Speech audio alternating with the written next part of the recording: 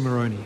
Thank you, Mr Speaker. My question is to the Minister of Education and asks, does she support the findings of the Children's Commissioner that small group sizes improve the quality of care and education for infants and toddlers?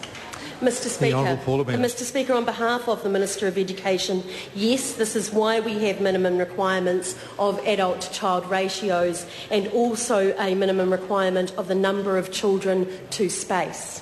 Moroney. To the Minister, is she concerned then that the Children's Commissioner has found that group sizes need to be reduced for under 2-year-olds just days after she changed the regulations to allow group sizes for under 2s to increase, in fact to treble, allowing up to 75 babies in one area when the maximum was 25?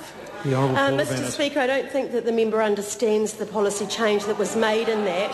What was changed is that not the centre size, but the fact that they wouldn't need more than one licence to have more than 50 children. So as a consequence, you still have the actual rules and regulations around the ratio of space per child, and that has not changed. Moroney. Well, did she read the section of the Children's Commissioner report which said some centres can have up to 25 under 2s in one space? With high numbers and little open space, the teachers reported that babies lacked the spatial freedom to move and toddlers were sometimes jostled and unable to experience enriched learning.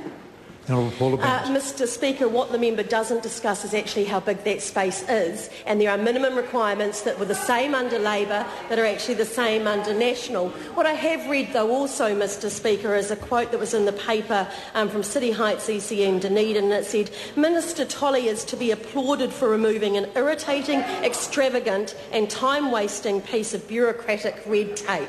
Supplementary. To the Minister.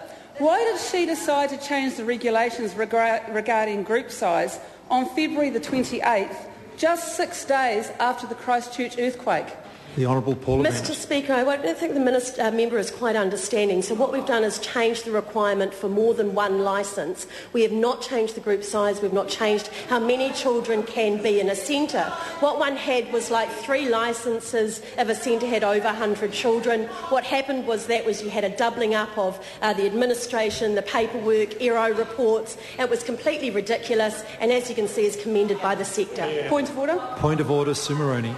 I seek leave to table 2 documents. The first document is a letter from the Office of the Honourable Anne Tolley, dated the 28th of February, just 6 days after the earthquake, notifying a centre of the change to the regulation. Leave us sort of table that document. Is there any objection? There is no objection. The second document I seek leave to table is a copy of the Children's Commissioner report entitled, if I can just find it, Through Their Lens, an inquiry into non-parental education, care of infants and toddlers. Leave us sort of table that document. Is there any objection? There is objection. Question number 9, Dr. Russell Norman.